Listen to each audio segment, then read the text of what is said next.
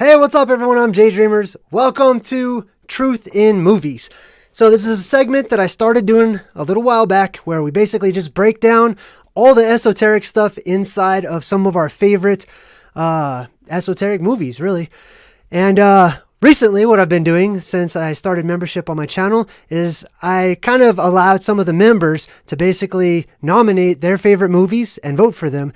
And I would break down those movies. So this is the actual first movie that's been nominated, and it's Maximum Overdrive. Now, before we get into this, lots of stuff, really fun movie. I did not see this movie until I watched it to break it down.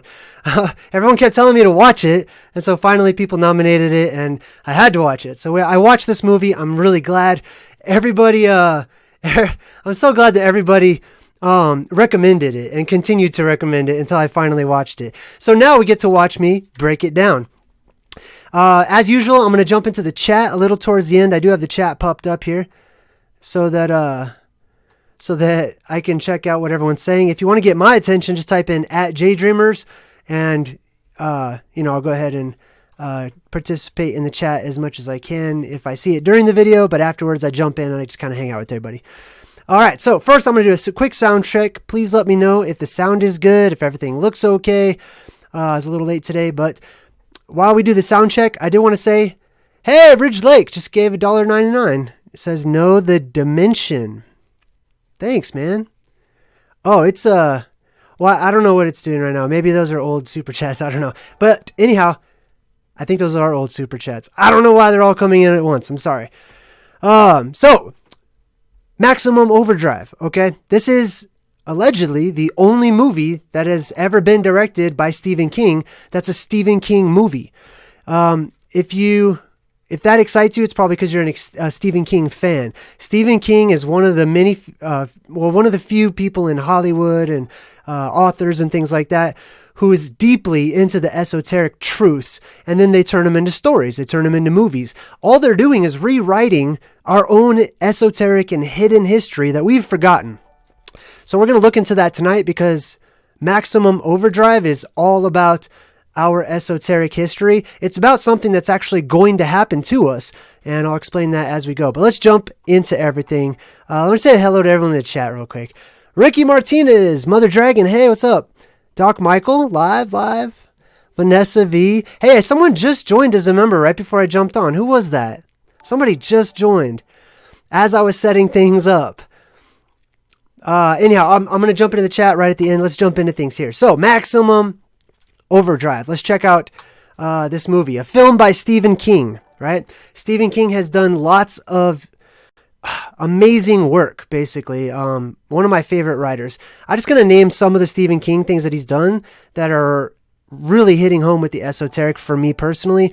1408, Thinner, Tales from the Dark Side, Stand By Me, of course, Sleepwalkers. A lot of the titles here are very revealing as well, right? Sleepwalkers, like The Walking Dead, the zombies, the people that live around us now, and actual zombies too.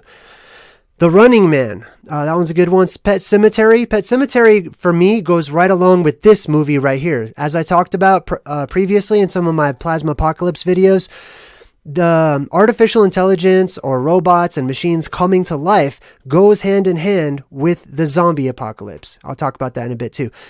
Let's see. The Mist. The Mist is such a good one too. It. All the It movies, okay? And I do talk about and break down It a lot. I actually reference It all of the time. The Green Mile. Let's see. What else do we have here?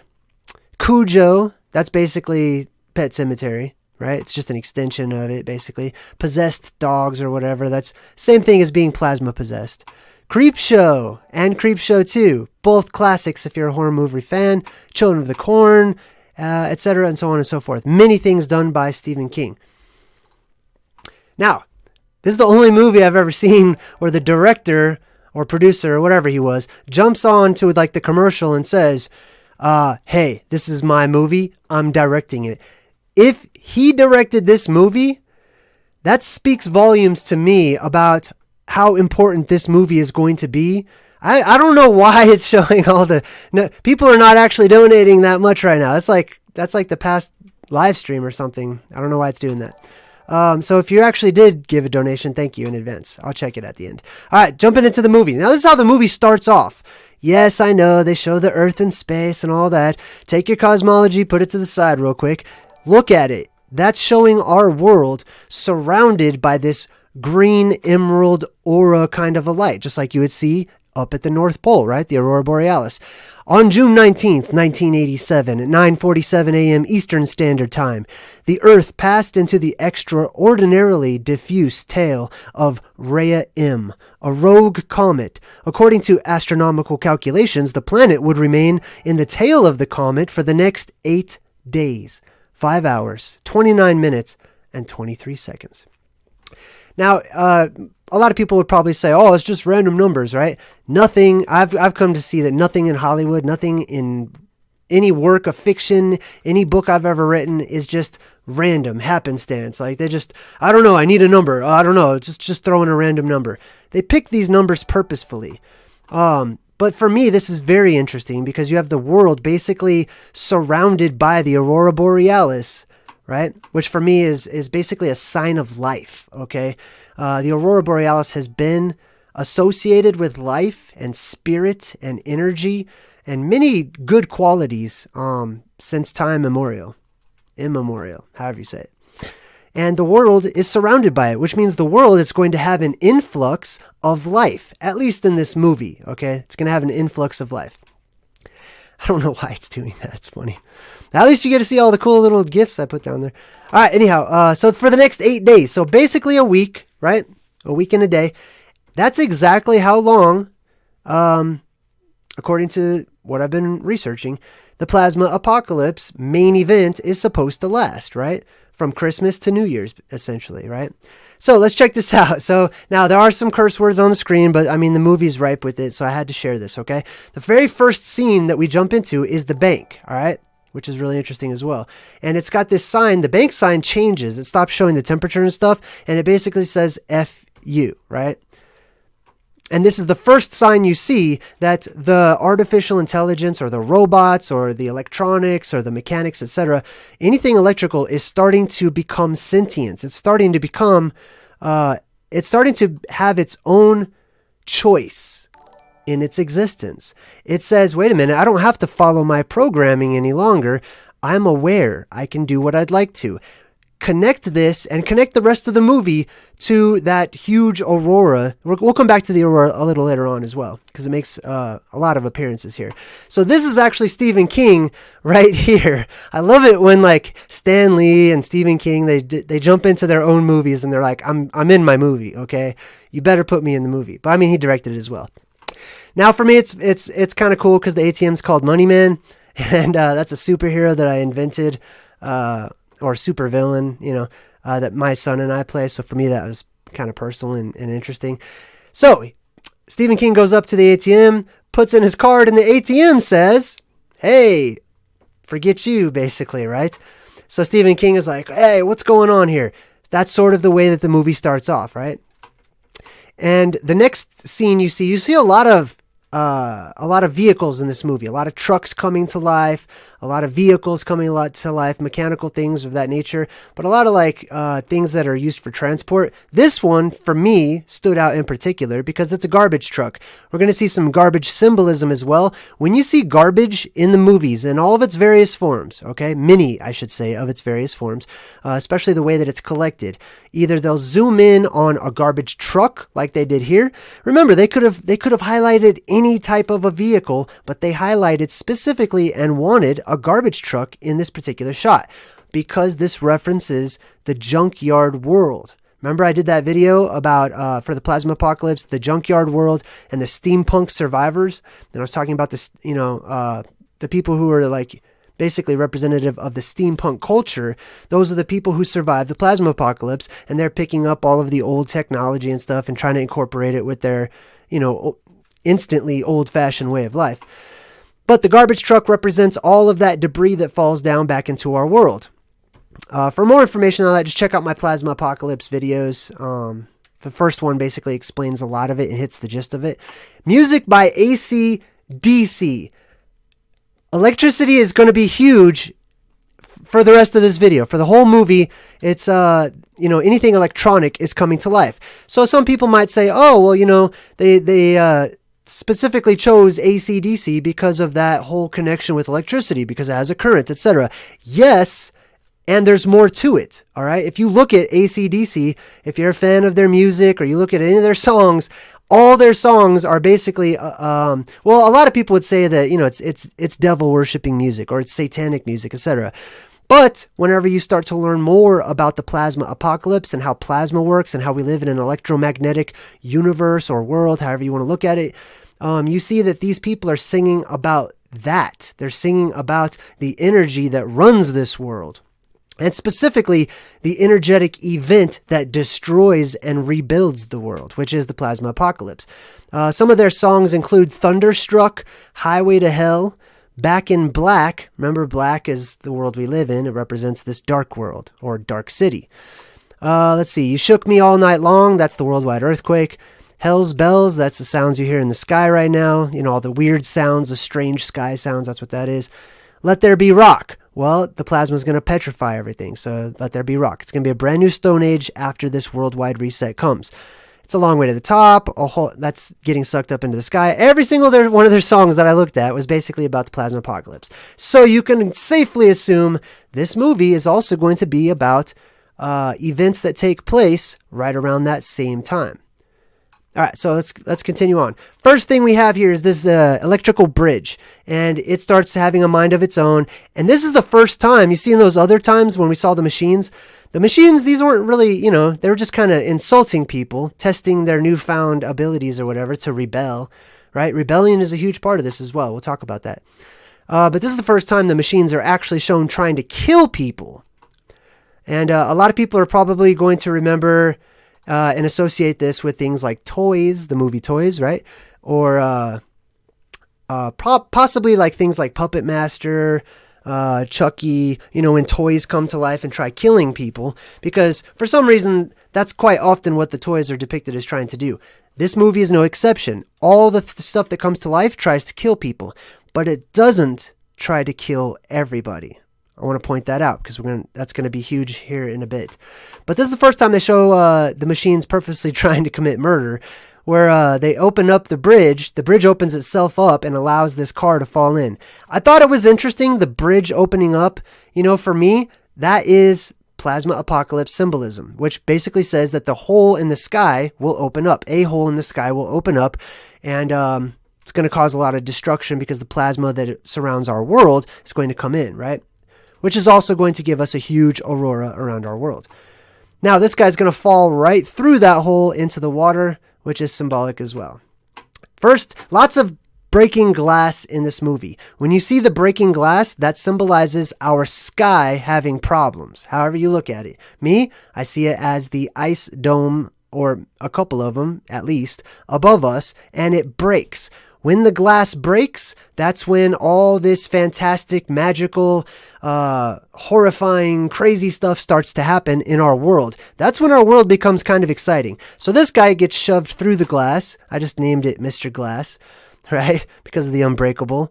In Unbreakable, they don't really...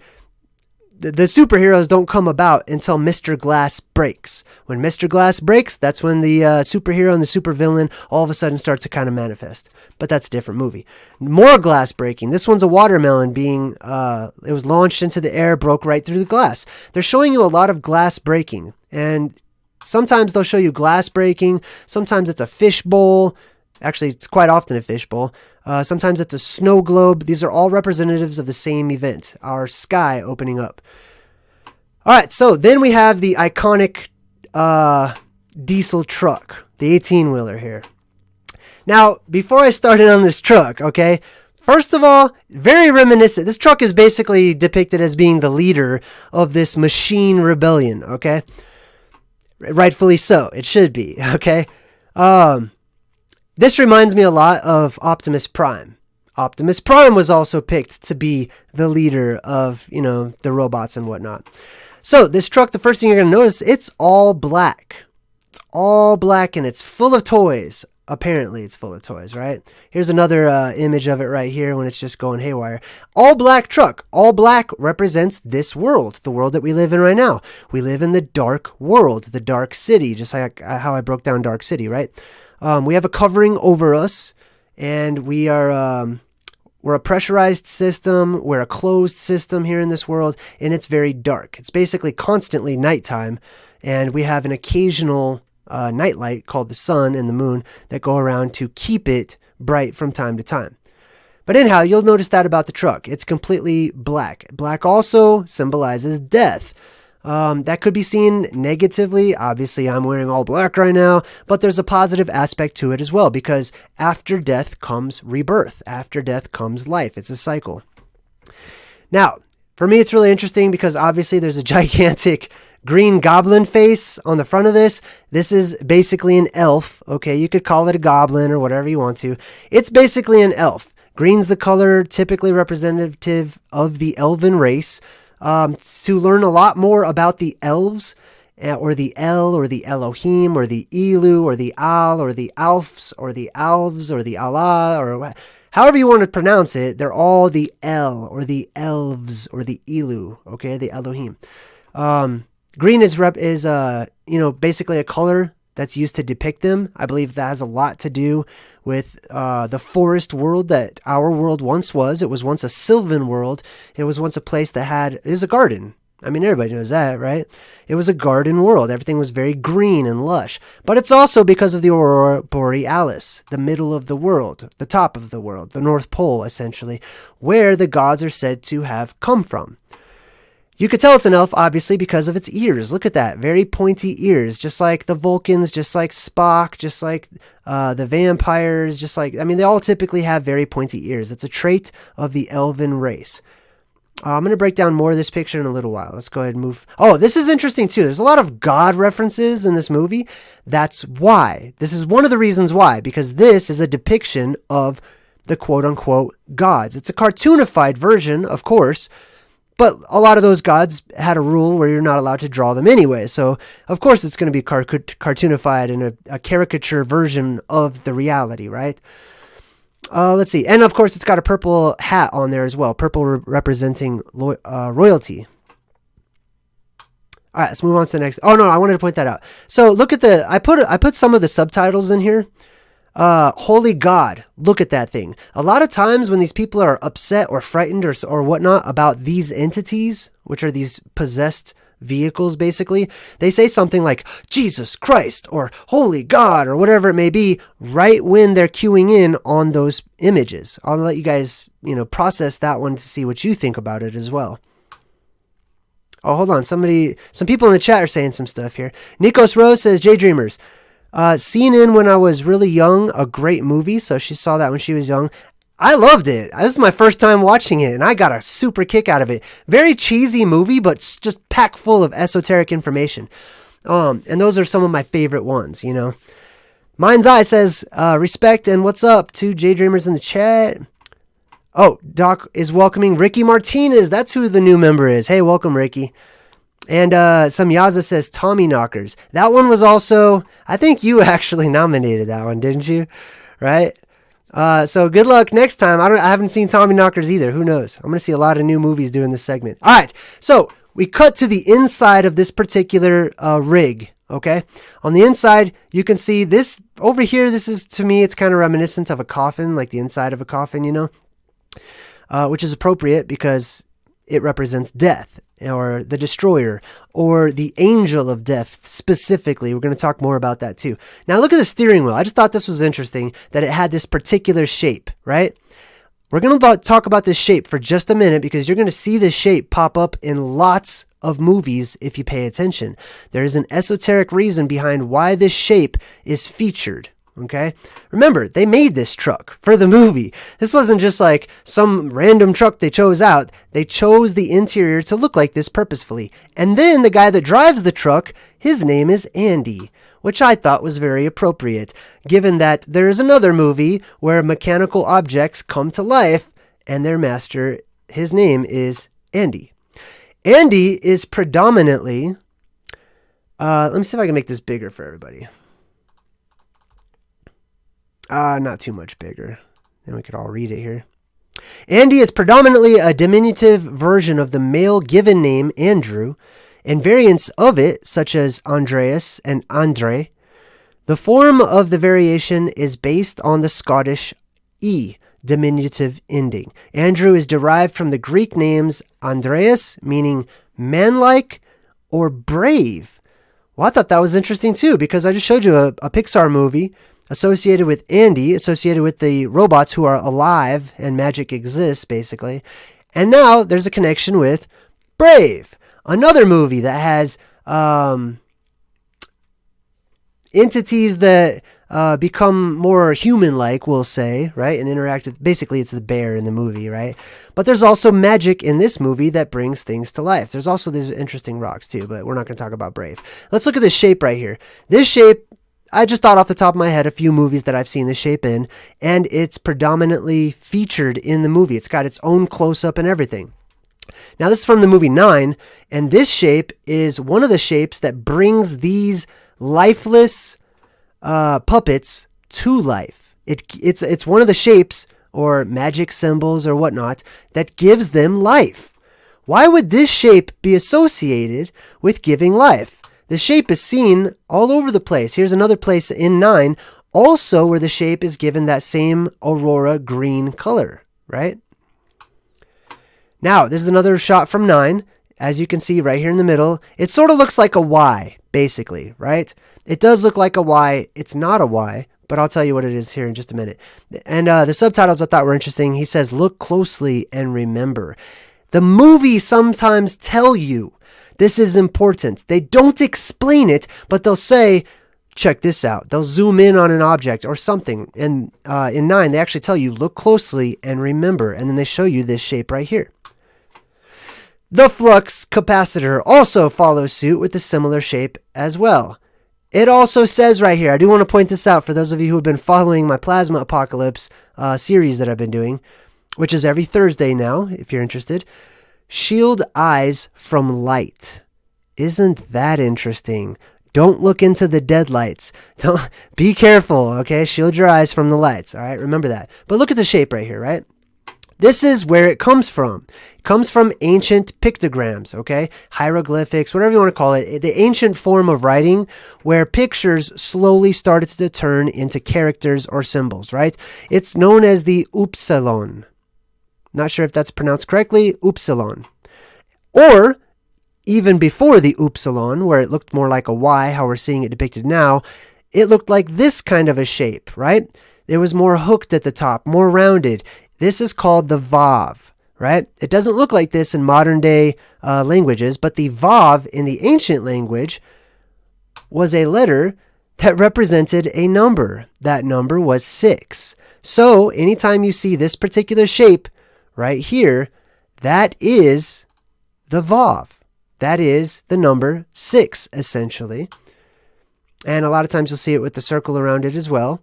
Here's a very famous example of the Vav being given to promote strength and power and life, etc. Right? Now, we go back into the movie. They have an arcade in this particular rest stop. You know, like you've been driving on the highway or something, and there's like a big rig rest stop where all the truckers rest and stuff. That's where this movie takes place, at one of those types of rest stops. It's called the Dixie Boy. Now, inside, they have this arcade, which I thought was interesting as well, especially because of the origin of the word arcade, place of the arcs. The place of the arc is the place, basically the top of our world. It's the dome of the world, basically, or the ceiling of the world, atmosphere, however you'd like to see it. Now, the glass breaks here on this as well. It breaks on the pinball machine. More broken glass symbolism, right? But the arcade as well is a place where people go to play. All the world's a stage. All the men and women are merely players. They very much acknowledge the game of life and how this is all sort of a game, at least to some people in Hollywood. They zoom in on this guy reading this newspaper. Now, remember in the beginning, we talked about how that comet, the Earth was in the comet's tail. Okay, well, I'm not a scientific expert or anything, but from my recollections off the top of my head, comets don't typically tend to be as big as Earth, right? So being in its tail, I don't know about all that. Maybe it's just, maybe that's just the story they used, okay? But as you can see, this newspaper is called the Morning Star.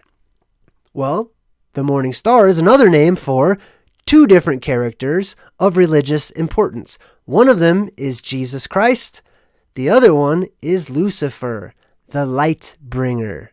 That's what Lucifer means, right? So when you see like names like Lucy in the movies, Alice, Lux, sometimes it's just abbreviated. They use all these words for light, and it typically represents Lucifer, which is a different entity than quote-unquote Satan. Satan implies the bad guy. Lucifer implies something different. However, I don't want to get too much into the religious, aspect of it. Think of it however you will. I'm just saying that that's what they put in the newspaper. Morning Star. Comet arrives. So this comet arrives, millions watch, and that's what people are saying, right? Mainstream is going to spend worldwide catastrophic events however it wants to spend it, right? Now, there's this one guy inside of the arcade. All the machines in the arcade, including a vending machine, start to go on the fritz. The vending machine starts shooting out all of its quarters, and it shoots out like cigarettes and stuff, and this guy is inside of there, and he touches one of the arcade games, and he basically gets shocked. And I think this is probably one of the first deaths where you see the machines trying to kill people. Now, I'm not going to point it out right now. I want to see if you guys can pick up on it, but I want you to look and see how these people who are being killed by the machines are being portrayed. What traits or what attributes are they really emphasizing in the movie in the very little time you have to get to know these people? What traits are they displaying in order to maybe show them as being deserving of death, right? I know it's a horror movie. I know we're supposed to side against all the killers and all the bad guys and stuff. And all the robots, basically, machines in this movie, they're all seen as the bad guys. They're the ones going around killing. You got to survive them and stuff. I'm going to question that a little later on. But anyhow, this guy touches it. He totally gets shocked, which is a part of the plasma apocalypse as well. Now, I will say, okay, just to give you a hint, right before this machine decided to electrocute this dude to death, right before he touched it, what he was doing is he was stealing all the stuff that the machine shot out. He was like hiding it in his shirt, being kind of sneaky with it. As you can see, some stuff's kind of hanging out of his hat. They made it a point to show that he was robbing, the truck stop, basically. Or, I don't know if you want to call it robbing because the machine spit it out. But look, they're making it very obvious of what was happening there. Now we cut to the scene of a baseball field, and there's this little league team or something. They're all playing baseball. The coach goes over to get a soda or a lot of sodas for the team, right? For some reason. And he ends up dying. The soda machine shoots out sodas at his face and crushes his skull, basically. But then it shows a close-up of this kid who makes an appearance throughout the rest of the movie. Interesting. He does have blonde hair. He does have blue-eyed. Has sort of a Nordic kind of a look to him. I'm just shooting from the hip, from the top of my dome here, so to speak. And I noticed that this kid, the mascot they chose to put onto the uniform is a tiger. The tiger is symbolic of this worldwide reset by way of the plasma around our world. Why? Because when that plasma enters into our world, it stripes our sky. The sky will be full of stripes, basically. That's one way of saying it. It's symbolized and it's put into metaphor in various ways. The tiger is one of those ways. All right, so here's the back of the truck. I checked this one out as well. It has a clown. So essentially, this truck is a killer clown from outer space, possibly, okay? Now, of course, the truck's probably not from space, but the life that was put into it came down from the sky, basically. It's a plasma, right? But yeah, it's a killer clown from outer space. This is the reason why, and I've talked about this, all of the clowns in movies, specifically Pennywise and many other clowns, why people are afraid of them. Why are people afraid of clowns? Because the gods of the ancient world did not have, it seems to me that they probably didn't have green skin like this, okay? It's not impossible. However, I find it to be more probable that the gods of the ancient world that came in had really white skin. Or like I talk about that Fantazoid color. That's that pearlescent, opalescent, sort of shimmering white color. Very close to being albino, but more of like a shimmery kind of serpentine shimmer to it. You know what I mean? You know, like how like when a lizard or a snake's skin or its scales or whatever hits the sun just right, it starts to add a little color to their scales and stuff. I think that this is probably how those fallen beings, those beings who came down from above, how they originally were depicted, how they originally looked, right? And maybe that's one of the reasons why we were told, or ancient man was told, hey, don't make images of us, don't draw us, don't do any of that, okay? Right? And it says happy toys right there. All right, let's move on to the next one. This is really interesting, okay? We've got this girl who is one of the main characters in the movie. She's hitchhiking or whatnot. She jumps into this car with this guy. Now this guy, well, you can't really see him. Let me move that. All right, see this guy right here? This guy is, he's the religious freak. He is the... I mean, maybe freak isn't a good word. I don't mean to use that negatively, but he's the very, very, very overtly religious person in the movie. Now, interestingly enough, and Stephen King has done this on more than one occasion, he takes one person who's a very religious person and he shows the hypocrisy of that person. This guy's drinking and driving while he's giving this girl a ride. And the whole time, while this guy is not cursing out of the side of his mouth or doing some sort of, devious action or dastardly deeds or whatever, and filth isn't spewing out of his mouth, he's talking about his religion. He's really just throwing it out there. You know what I mean? Whatever. There are these people in all the religions. So I'm not slamming on religion whatsoever, but I'm saying Stephen King seems to be slamming on religion, right? So this guy's talking all about religion. He's drinking and driving. Guess what's going to happen to this guy? You could probably guess. Now, they shoot to this shot of this tow truck. This tow truck is one of the first vehicles you see that comes to life, right? I can't actually see what that says on the side. What does that say? Let's zoom in on that. I can't read that. I don't know. Can you guys make that out? I can't see what that says. I don't know. Regardless, the tow truck comes to life, right? And it immediately goes after this married couple. This married couple, it's basically the girl that plays Bart Simpson's voice, like back in the 90s. It's showing this married couple.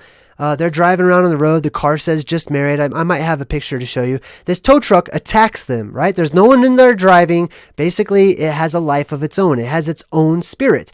It turns around and starts killing. Now, I was like, this reminds me a lot of the movie Cars, right? All of these vehicles come to life. And this is basically if Tow Mater was a bad guy, right? Who knows? Maybe that is Tow Mater. I don't know. But in the movie Cars, and especially if you follow with the Pixar theory, which I'll probably end up doing a video about, in the movie Cars, it's a strange concept because there are no humans in that movie. It's almost as if the world had been destroyed and there were very little humans left, or according to the Pixar theory, the humans actually left the Earth, right? Because of this coming cyclical apocalypse. It's my own take on it, basically. And that's WALL-E. So while WALL-E's going on down here on Earth, all of the electronics basically come to life, right? And you have the cars that come to life as well. Anyways, I'll talk about that some more in a different video. We also see a close-up on Zeke's trash and garbage removal. Another trash truck, another garbage truck. This is another reference to the junkyard world. Right? When everything gets sucked up into the hole in the sky, not everything, but a lot of stuff, a lot of the loose debris of our world will get sucked up into the sky because of zero gravity, right? Remember, just go check out my plasma apocalypse videos. I'll explain all of that, okay? But everything gets sucked up into the sky, and a lot of that stuff that doesn't make it will fall right back down into our world. It'll look like trash is literally falling out of a vortex from the sky.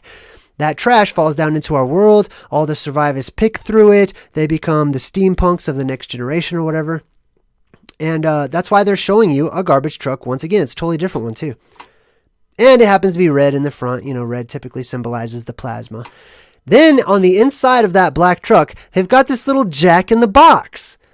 This is so interesting to me, right? I did a video a long time ago where I actually went to Jack in the Box and I interviewed the people asking the employees, hey, why is your restaurant called Jack in the Box. Why is a burger joint named after a children's toy? Right? Nobody could answer. Nobody had any idea why it was named that, which I found to be really interesting. So I did a lot of research on Jack and the name Jack and where it comes from. It's directly related to the name Thor, right? And to the character Thor as well. Thor in the box. Thor is the lightning god, the thunder god. He's associated with electricity, aka possibly plasma, and he comes out of the box. He's let out of the box. Pandora's box is open. When our world opens up, that's when the monsters of Pandora show up, aka the Fantazoids.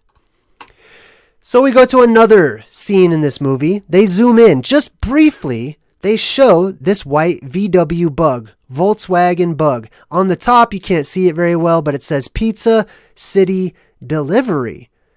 Isn't that interesting? Pizza City. I'll get to Herbie in a second. Pizza City, just like Dark City.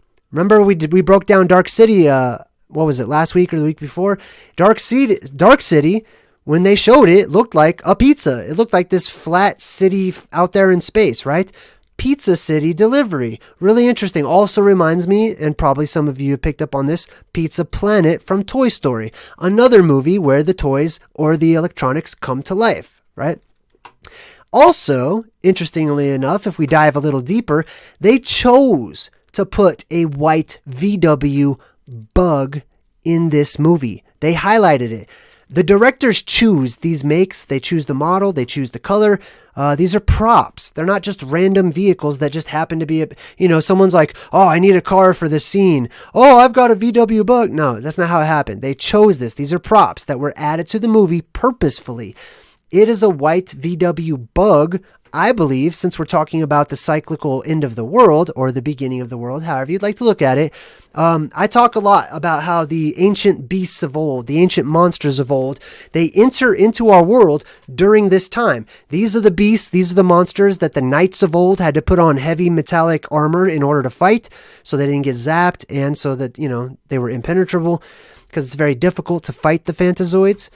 The samurai as well. The samurai, I believe, would actually fight the Fantazoids, and if they defeated them, at least the ones that look like bugs, okay, there's different classes, and I break that down, but the bug class of Fantazoid, or the bug type of Fantazoid, I believe the samurai used to just break off pieces of their body and add it to their uniform, or to their, what do you call it? Add it to their protective gear. I forgot what it's called now. Anyway, you get the point. Also, it is no mistake that it is a VW, right? The letter V is that same letter we looked at earlier, that Vav that looks like a Y. Over time, it turned into the letter V. Also, the letter U and the letter W, sometimes the letter F, also stem from the letter Vav. So the V is Vav. VW is 3 Vavs, aka VVV, aka 666, which is not to be feared, not to be spooky or anything. It's to be understood. 666 is not 3 numbers that are anything. Okay, it's the symbol, it's the picture. Okay, they come from pictures. Remember that. All of these symbols and images that we use as characters for numbers and letters, they come from and stem from images, real pictures, real things, real objects. Specifically, the spiral that people saw up in the sky. The spiral is usually represented by the number 9 or the number 6, appropriately. Yes, of course, we've got Herbie the Love Bug, right? I remembered it, another VW white bug that comes to life. Interestingly enough, right? That one's a pretty old movie. I don't know if a lot of people even remember that. This is back in like the Chitty Chitty Bang Bang days, Mary Poppins, Bedknobs and Broomsticks, all of those good classics as well. Now, check this out. We zoom in. Oh, hold on. Let me jump in the chat real quick. Mother Dragon says, it says Bertha. Oh, man, I have no idea what you're talking about. I needed to check the chat a little quicker. Semyaza says, Morning Star. Well defined. Great catch. Bertha. Where does it say Bertha? Let me know. I'll check the chat again. Hey, check it out. Also, Doc Michael in the chat. He says, I knew that Jack was a hidden meaning of some sort, aka Thor. Yeah, it is. It's very good as well. For more information, I highly recommend checking out David Icke's book called Children of the Matrix. He does a whole section in there where he breaks down the name Jack and its origins. Really good. All right, so let's go back to this caricature of the ancient elven race. All right. Something I want you guys to notice is that its eyes light up. Its eyes, that reminded me of Three Ninjas. I don't know if you guys have seen that movie. There's a part where this old Asian guy is like, light up the eyes, boys. Classic. That came out when I was a kid. Anyway, light up the eyes turning red. If the eyes turn red in the cartoons, the anime, the movies, the video games, whatever it is, typically it means you're about to get killed by that thing because it is possessed. It's a bad guy. We know that, right? Not always. But typically, this is saying that, hey, this thing is a killer. This thing's a bad guy. The eyes get red. Light emanates from the red eyes. Superman has red eyes. He has eyes that light up. He shoots the lasers or whatever, right? And Superman represents the god race as well. His name literally is Kal-El. El as in strong leader, mighty leader, or god. All right. You know what I mean? So yeah, the eyes light up when things are plasma possessed. When they have an influx of plasma into them, they're depicted as having the red glowing eyes. Another great one as far as video games go is Super Smash Brothers. Same thing. Highly recommend checking out the intro to the new Super Smash Brothers game. Now here's what happens. These big rigs... Oh, Mother Dragon said the side of the door on the truck. Oh, yes, that's right. Thank you. I appreciate it. All right, so Bertha. Okay, that's interesting. Tell him Large Marge sent you. I don't know why that just popped in my head. All right, so check this out. This is that same truck stop, okay? This is where the whole movie revolves around, quite literally sometimes, right? We've got all these semis just circling, going around in circles, going around Gas World. I don't know if you can see that. Let me make it a little bigger. All these semis are going around Gas World, right? It's important because it was chosen to be called Gas World. This little tiny movie scene, this little movie set, this right here represents the world. This represents our world, okay? It's symbolism that's being portrayed here.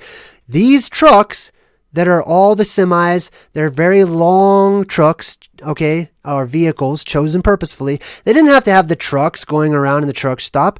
You know, they could have had all sorts of other vehicles join in, or it could have had anything, you know what I mean? But they specifically chose these long vehicles because the plasma will come down. It'll be very long, I believe. And they go in a circle around the world. Right? So basically the plasma-possessed vehicles are traveling around the world. Why is that relevant? Because plasma goes around our world. In academia today, it's taught and known as the plasma sphere. Sometimes people are referring to it as the plasma tubes or the Birkeland currents that go around our world, or the Van Allen belts that are wrapped around our world. On the very outermost shell, as it's taught in academia today, okay, which I have alternative views about, but I like to throw in mainstream thought. For those of you who have no idea, you're just coming out of, I'll check out this video or whatever. That's why I use that type of language. And then later on, I sort of ease into the real meaning behind it, right? But in academia, they talk about the plasma currents that go around our world. Literal plasma that is out there circling around our world. Just like these trucks are circling around gas world. Our world is a gas world, is it not? I mean, it is pressurized and full of all sorts of wonderful gases all over the place, right? Maybe not gasoline, but lots of different gases. It's a gas world. This is the plasma circling the gas world. That's what that represents. Now, this is really interesting, okay? They cut. Remember, Stephen King directed this movie, okay? So everything you're seeing is a clue, basically. That's how I see it. So they cut to this very quick scene of this plane that is flying low overhead. They kind of make it look like it's chasing that kid from the baseball team or whatever, right? They show the inside of the plane. They make sure to show that nobody's flying the plane. It's flying all by itself. It is sentient, just like how they have in the movie Cars. They have planes that come to life too. And they show Ride of the Valkyries is playing. Ride of the Valkyries. That's the one that goes dun dun dun dun dun dun dun dun dun. Right? That song just it's a great song, man. It pumps me up all the time. You know that something like serious is about to go on. But I found it to be really interesting because this thing is flying through the air, just like the Valkyries were said to fly through the air, right? And it's showing Ride of the Valkyries. So let's check out this word Valkyrie real quick. All right, let me move it up a bit so you guys can see it. This is from Wikipedia. And I'll just go ahead and read it. You can follow along if you can see that.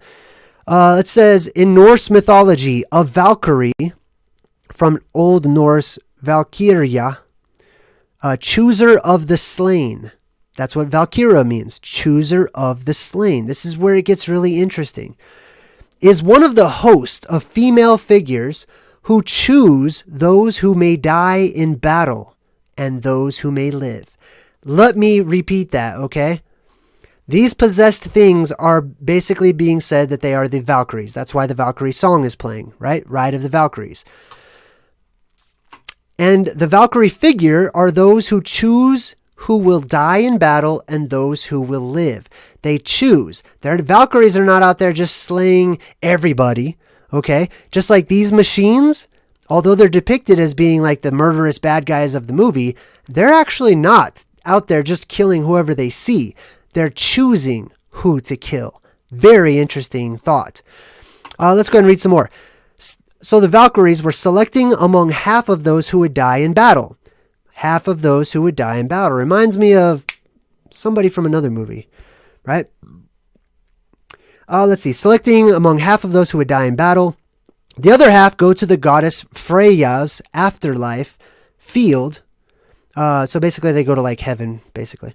The Valkyries take their chosen to the afterlife hall of the slain, Valhalla, ruled over by the god Odin. The Valkyries take people up into the sky to a place called Valhalla, which is the realm that is ruled over by Odin, the one-eyed god. Do you see the connection to the plasma apocalypse? The hole in the sky, aka the all-seeing eye, or the eye in the sky, or whatever you would like to call it. That is Odin. That's the house of Odin. You have to go through Odin's eye, basically, in order to get to Valhalla, or the place of the gods, etc., the home of the gods, right? Let's keep reading. There, the deceased warriors became Einherjar, Old Norse meaning single or once fighters.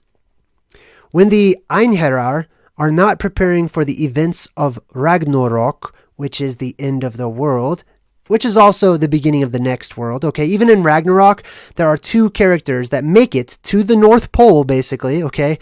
You got to read it. According to Ragnarok legend, this male and female, Leif, and Leifbrasir, male and female, they go up to this foresty area or the world tree up in Hyperborea, or the land beyond the north, where they hide out inside of the tree and they are safe from the cataclysmic events that happen in the world. Very interesting. All right, let's see here. Sometimes they're represented by ravens and sometimes connected to swans or horses. Keep that in mind too. All right, back to the movie. Now it shows the green light, the green aurora, which means light, in the sky. By the way, the word aurora means light. It comes from the root word or, okay? And or meant light and sometimes fire as well. So there's this green light in the sky, and they say, I think it's the comet, right? They don't know. Okay, even in the movie, they're speculating it's got to be a comet. I mean, what else can it be? You know, according to what we've been taught, like they don't know what else it could be. So they're like, it's probably the comet. You know, what they do know is it's otherworldly, right? All right, let's move forward. Oh, let me read go ahead and pay it. Let me bring this up. Let's watch what are these called again? When they put the words up? Closed captioning. Yeah, let's watch the closed captioning. All right, so let's go back a bit. I want you guys to read this. I think it's the comet, says Emilio Estevez, who's one of the coolest people in the world. I'm just kidding. I think it's the comet. And if it is that comet, then all we've got to do is stay alive for the next 7 days.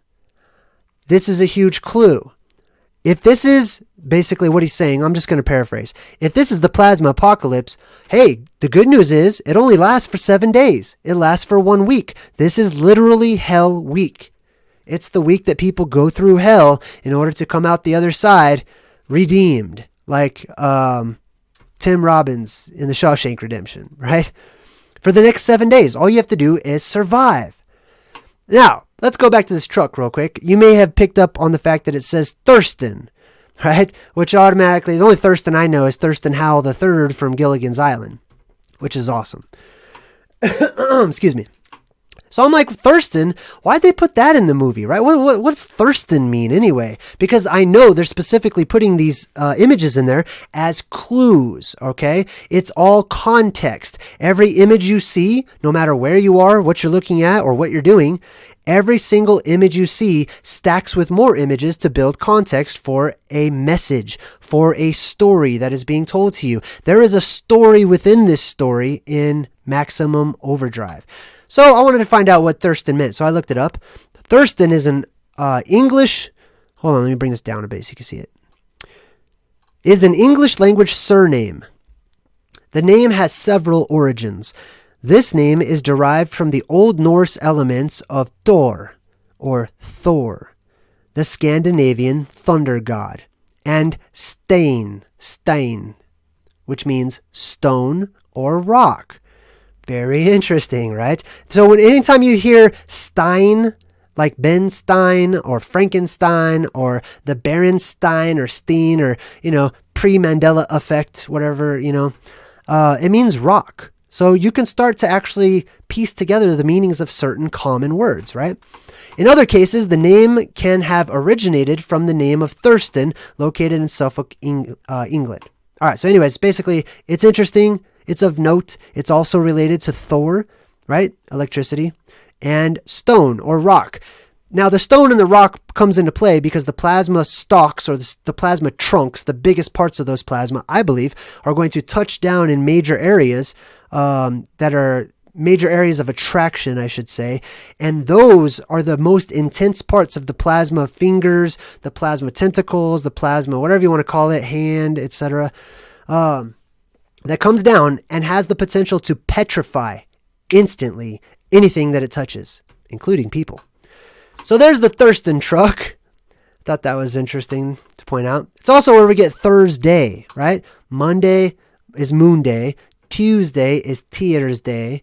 Woden's Day, Wednesday, Thor's Day, right? Same thing. So this could actually be reinterpreted if it's Thurs, apostrophe, that means Thor's, Tun, which is short for town, the town of Thor, or a town that belongs to Thor, right? All right, the next scene we go to, they're all inside of the truck stop, and all of a sudden the lights go out, right? And she says, "Oh God, not the dark." Oh, there's a lot of super cheesy acting in this movie.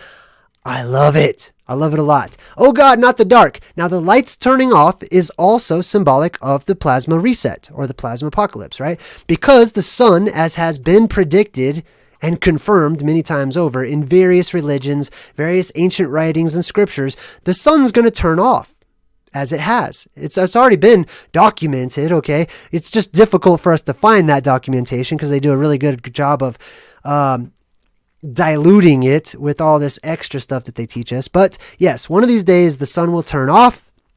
It'll come back, but it's going to turn off for a little while. And the world's going to go very, very dark. If you're interested, I recommend buying some candles for that occasion. Now, this lady is like the highlight of the movie, man. I don't know if you guys have seen the movie, but this is my favorite part because this is the worst, best acting ever. I love this. I think I actually have her doing this, but she says, she runs out and she's yelling at these machines and she says, "You can't, we made you." Right? Now, this is deep.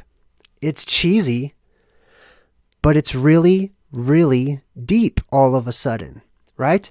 She's looking at the electronics that humanity has made, okay? And the electronics, or the child of humanity, the offspring of humanity, if you will, the product of humanity, is robots, or are robots, right?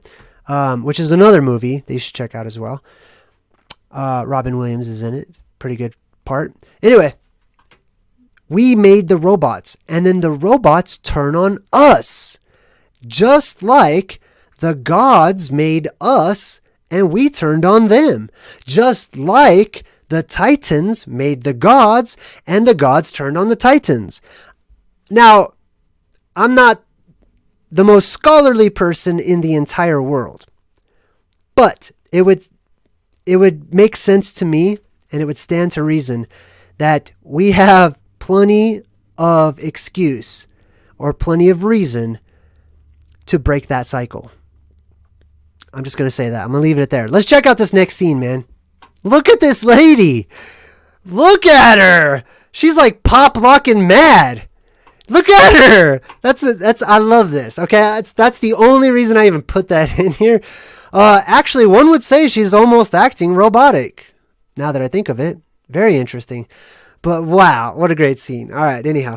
So there's also this scene where some of this heavy equipment comes to life, including this tractor, which is a Caterpillar tractor. Now, I know that the Caterpillar tractors, they're famous for, but there's lots of brands out there. They could have had any brand of tractor face the camera to basically product place this word right in the middle of the screen. Caterpillar, right? I believe this touches base with the Fantazoids, okay? I talked about in detail the ancient monsters of old, how the word monster is directly related to the word whale, and that's why everyone's fascinated with space whales. Also the concept of dolphins and some other marine life as being from space, right? The caterpillar, I believe, is directly related to the tardigrade, or the macrocosm version, which means the bigger version, of the tiny little microscopic tardigrade that may exist out there beyond our world. And I believe that the caterpillar is a symbol that is used to represent the tardigrade, because not a lot of people know what a tardigrade is, right? But yeah, I think that could be one of the reasons. I'm speculating, but hey, that's what it meant to me, right? So we've got this huge indestructible machine that comes in, could possibly be representing the Fantazoids. If it is, these are the great beasts of old that were very, very difficult to take down. They were the toughest, they were the strongest, they were the most formidable adversaries on Earth. Please do keep in mind, not all Fantazoids are evil. Not all Fantazoids are bad. They're not all out to sting you or bite you or give you the T-virus or anything like that, but some are. And those are the ones that the knights of old fought, the samurais fought, etc., and so on and so forth. These are the behemoths of the Bible, the Leviathan, etc. Etc. I love saying that word now since I watched M. Night Shyamalan's trilogy. All right. So he goes up to the Thurston truck here and he starts talking to it, right? Basically, the trucks are starting to run out of gas, right? And so the trucks end up being able to communicate with humanity. I think they use Morse code in the movie, right? Like beeping in Morse code or something like that. And it just so happens this kid speaks Morse code. Good for you, kid. But he's able to communicate with these trucks. Don't look at them as the bad guy trucks in the movie. Look at them for what they really are. This represents the plasma and the plasma-possessed entities that come down into our world that are going to be seen as the bad guys, etc. Again, this kid communicates with them and they basically say, hey, we need sustenance. We need food. We need you to help feed us. In the chat, are we still good? Everything good on the live stream? Man, you don't know how many times I've done an entire video and it stopped recording for some reason. I hope we're still good. I would appreciate a thumbs up if we are. That would help me out. Thank you. All right, so this kid goes up. He starts refueling. They need humanity for fuel. They need, all of a sudden in this movie, humans that are in this gas world become the servants to these plasma-possessed entities, right? Basically, it's kind of like the gods, right? Because one of them has the image of the elven race or the gods. They represent the gods, the bipedal Fantazoids or bipedal fractalverse creatures that, they're out there traveling from one realm to another. Hey, Vanessa, thanks for the donation. She said, great breakdown as usual. Thanks, Vanessa. So the people become the slaves. They become the servants, I should say, right? And they're serving them in order to help, in order to help out, but they're really just helping themselves from being destroyed. Okay, now, Bill Robinson, this is Emilio Estevez's character, okay? One of my favorite actors from like the 90s. I love Emilio Estevez. But, which is really interesting too, because he was in Young Guns and he was called Billy the Kid, right? And in this name, his name's Bill as well. Bill Robinson says, it isn't a comet, it's a broom. And then like the girl's like, what? What do you mean? It's not a comet, it's a broom. He says, imagine you're a race of aliens, right? And you're looking for a new place to live. Say you're looking for a planet like you and I are looking for a new place to live, a new house. So here's Earth. Only it's like this big old house. And it's kind of polluted, dirty and smoky. Grease on the walls, soot in the chimney. So they send their interstellar house cleaners. They send in their broom. Sweep us all up. That's what this is. That's what this it is. I don't know. That's probably a typo. That's what it is. It's a broom using your own machines to sweep us all right off. He hits the nail right on the head. You see, these are not just psychopathic, mentally insane, if you could say that, machines that are just out to just wipe humanity from the face of the earth completely. No, they're not. These are the Valkyries. These are the ones who are choosing who lives, or better yet, who is deserving of life, right? And who dies, or who is not deserving of life, or at least this life, to stay here in this area. Because I believe personally that life continues on. It keeps going. But he hits it right on the head. This plasma apocalypse that this movie is basically about is all about the cleanup. The cleanup crew comes in. The world's trash right now. Everybody knows it. We know the trash needs to be taken out. So guess what? I asked you to remember what kind of a quality these people possess. They possess a selfish quality. These people are showing low vibes, okay? Not, I don't know, somebody said I shouldn't say bass vibes or whatever, because ohm is a bass vibration. I just mean dirty vibes, you know what I mean? Selfish, like hateful, however you want to describe that. That's the type of stuff that the plasma has come here to do away with, which is representative of the cars and trucks and stuff.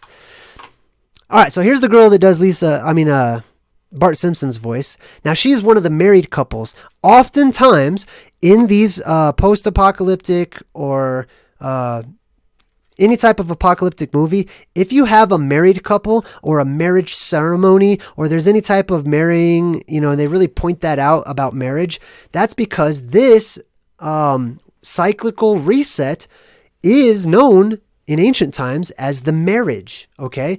It's the time whenever two worlds, what do you call that when you solidify your marriage? Okay, you know what I'm saying. But this is known as the marriage. This is the bride and the lamb of Jesus, etc. It's talked about in the Bible. So that's why they often show marriages that go right along hand in hand with the end of the world. Okay, it's not just for shock value, like, oh man, I was looking forward to them having this awesome life together, and now it's just the end of the world. Oh, the movie's that much better for me. No, that's not what it is. It is the marriage ceremony, which is that 7-day period, or the week-long celebration of the marriage of the earth and the sky, basically. So anyhow, this girl is about to be lowered down into this sewer, okay? So remember, that world, gas world, is being surrounded by all of those semis, right? There's no way out. They can't get around. They can't get out of gas world, basically, because the plasma possessed is circling around their world. So they decide, I know a way we can get out. Let's go underground and escape that way, right? Very interesting. So she says, oh, I hope there's not spiders. I hate anything with more than 4 legs. To me, that's put in there purposefully because of the Fantazoids. Because typically, I found the Fantazoids have more than 4 legs. There's probably some with 6, probably some with 8, I don't know, but they usually have a lot of legs. And that's why they're depicted as being the monsters in so many movies, because of their many legs. A great example of a Fantazoid with many legs also has the face sucker attribute that I talk about a lot, is the Demogorgon on Stranger Things Part 3, or Season 3. So they go underground through these tunnels, and this underground passage leads to safety. To me, this is a huge clue. This is a huge hint when it comes to surviving the worldwide reset. All of our ancient cultures, they all knew to go underground when you started to see certain signs manifesting. Because if this is a worldwide event, and if it's electrical in nature, which I believe it is, or electromagnetic in nature, you would see worldwide signs, right? It wouldn't just be a surprise. That wouldn't be fair, I think. That's just my opinion on it. I don't think that would be fair. You got to give a warning. You got to give lots of heads ups, right? Which is what is happening now in our world. All the animals are going crazy. Swarms of insects that are following the electromagnetic current. They're just swarming around everywhere. People are acting weird. The weather is going nuts, left and right. It's going to continue to do so. And then, of course, you have the strange sky sounds, right? The trumpets of God that a lot of people are already hearing. But these people know to go underground in order to escape the world or to escape this apocalyptic scenario or whatever, right? So a lot of our ancient cultures, they went underground. They built caves or they found natural caves. Now it's interesting to me because I've been looking for some caves in my area and a lot of them are sealed up by the government. That's interesting. Government, why would you seal up the caves, which is basically an escape hatch from the end of the world? That's my question to you. I mean, I think I know the answer. It's sort of rhetorical. All right, now I want to show this part of the movie. You've got this big rig in the background, which is basically being seen as the bad guy, right? He's not the bad guy. I don't think he's a bad guy at all. But here's what happens. This guy is supposed to be running away from the quote-unquote plasma-possessed entity, okay? For all intents and purposes, that is the plasma, okay? It's in truck form, all right? He's supposed to be running away with everybody else. But he stops to take this huge diamond ring off of the finger of a dead woman, right? He's very interested in worldly pleasures. This is the type of thing, see, boom, right? It's about to sweep him up. He's going to die, basically. And the writers of these stories or the directors of these movies, they always give a reason for why somebody dies. Like these bad guys in the movies, you don't see them killing babies or pregnant women or, you know what I mean? Like, I mean, not typically, okay? I've seen a lot of horror movies, but I don't typically see that. Typically, like, you know, in Friday the 13th here, Jason with his white mask, etc. He totally approves. He's like, I get you. I understand, Big Rig. I know what you're going through right now, right? We're just trying to take out the trash. In all of the Friday the 13th movies, they always show the camp counselors doing something wrong or that's not socially acceptable. Basically, it's trying to depict them as being sinful or selfish or lustful or whatever it is. That's when Jason, all of a sudden you hear, right? And they're like, put your clothes on, right? Stop doing all this bad stuff, right? And I'm not saying that what they were doing is actually bad or not, but I'm saying that they were depicting bad things in the movies, like this guy stopping to take a ring.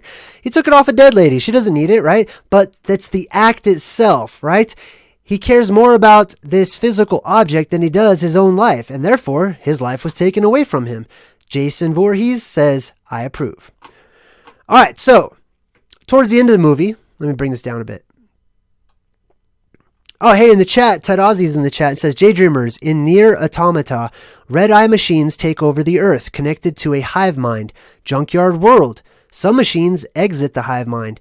They fight the androids, humans who transported consciousness. To expand upon the plot, the machines were created by aliens to conquer Earth from the humans, but the machines betrayed and killed the aliens. Never-ending story, right? It's the same story that we always are being shown. It's our story, okay? This is our history. This is our life over and over again through countless lives. It's the same story it's being told. Good, consummate. Samyaza, thank you. I appreciate it. All right, so check this out. 2 days after a large UFO was destroyed in space by a Russian weather satellite, which happened to be equipped with a laser cannon and Class 4 nuclear missiles, approximately 6 days later, that's Hell Week, right? The Earth passed beyond the tail of Rhea M, exactly as predicted. Stephen King named this comet.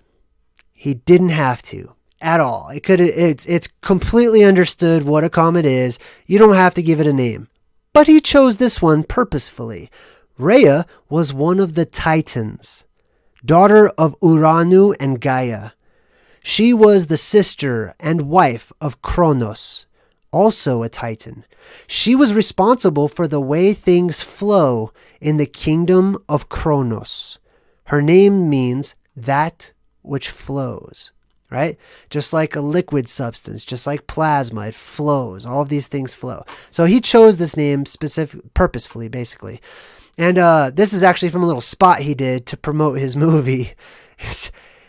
I love that he's a creepy looking dude, like, that makes creepy movies. But as you can see in the background here, he's got the red eyes, right? And he's talking about scaring you or whatever. Now, I want to point this out. Red eyes does not automatically default to being a killer. However, it increases the odds of that thing being some sort of a killer. Or not killer. Maybe killer is the wrong word. Maybe we should say cleaner, right? But this gets a lot into moral questioning our own morals, our own values, right and wrong. You know, what would we do if we could take on Thanos' power, snap our fingers, and take away all the bad people, right? That's what's being shown to you in this movie. All the bad people, as they're being portrayed, they're all taken away. I knew from the beginning that Emilio Estevez and, let's see here, where was it?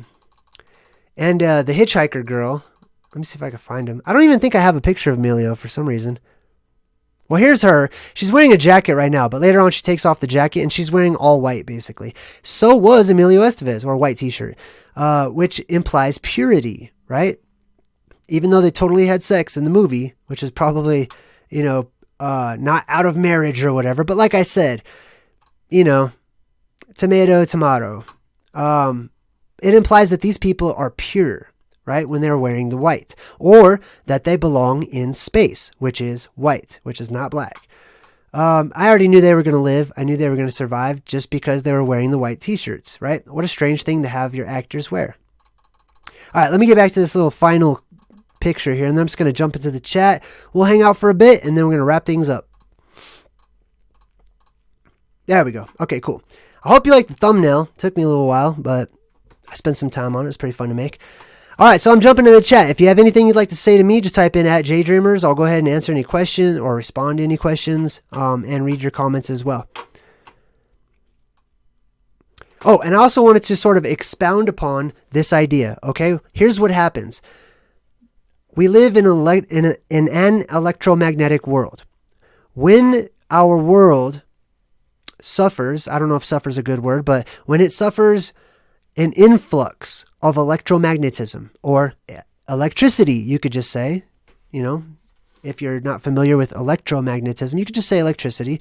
All of that electricity comes into our world and permeates all things, giving life to many things and taking life from other things, right? Inanimate objects or things that people thought were once inanimate will come to life.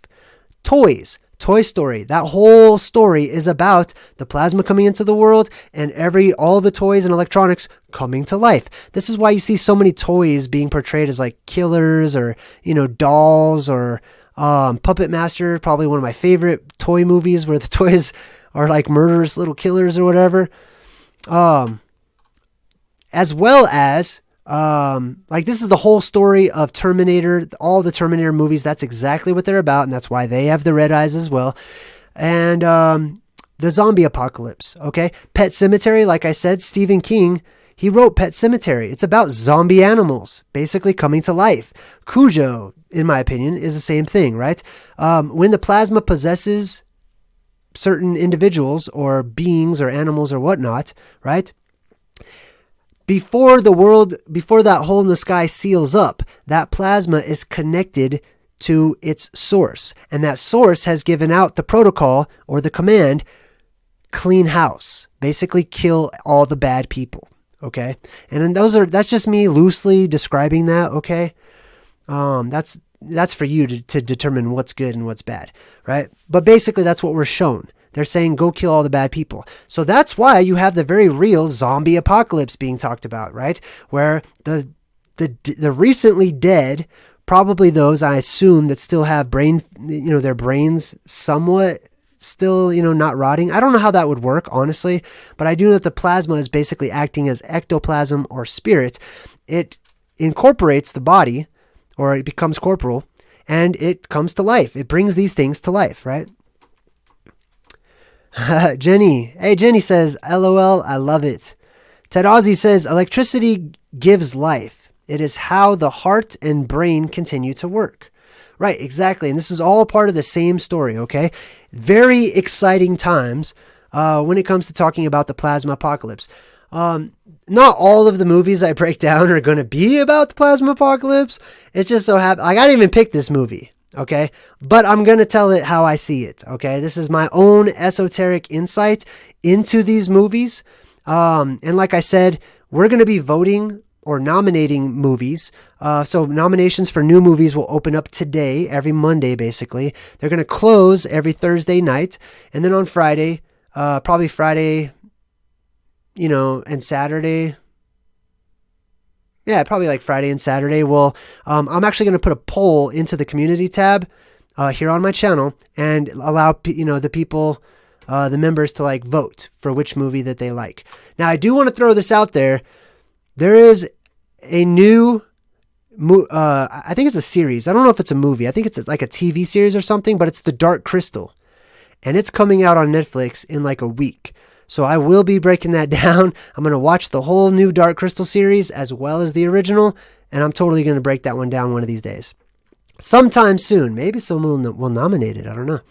Semyaza is in the chat and says, JayDreamerZ, perfect screen pick. That was a fantastic breakdown. You caught so many symbolisms. Great job. Ted Ozzy says, ooh, I can't wait. Lots of good movies out there to break down.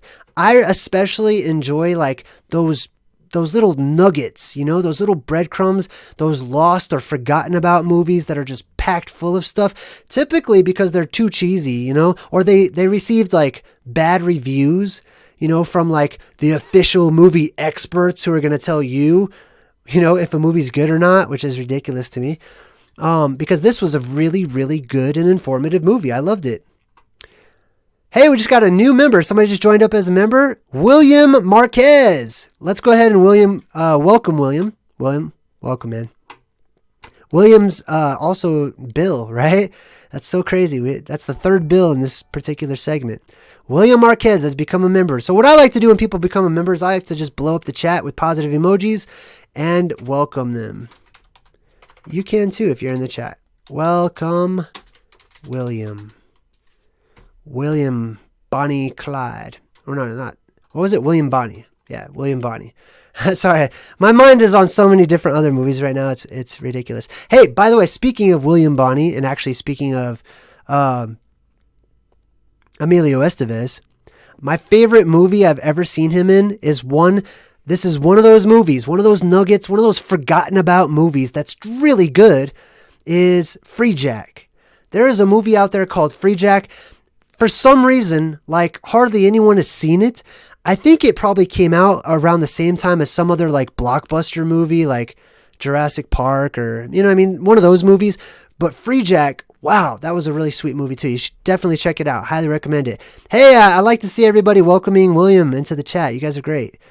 That's why the chat is known affectionately as the Good Vibe Tribe. Well, anyhow, welcome, William. It's good to see you, man. Does anybody have, I'm just going to throw this out there. Does anybody have any comments or questions you'd like me to read out loud? Keep an eye out, by the way, for check out my website, JayDreamerZ.com. If you like this type of content, it's all over my website. I have a whole Plasma Apocalypse section. I have a whole section about the Elven race or the the Titans.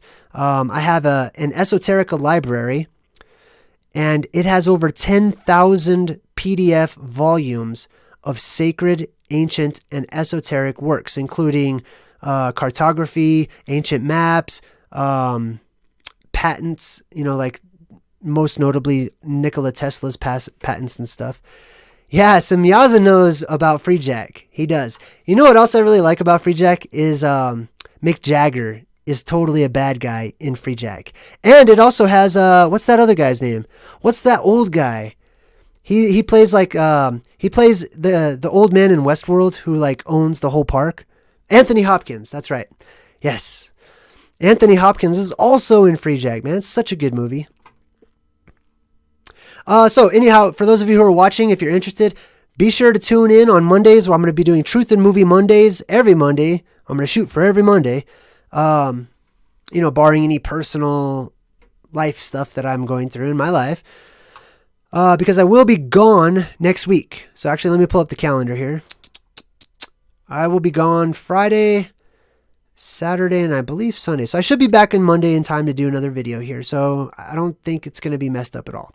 All right, so this week's schedule is good. Mondays, Truth and Movie Mondays. Tuesday is the Sylvan Lining segment.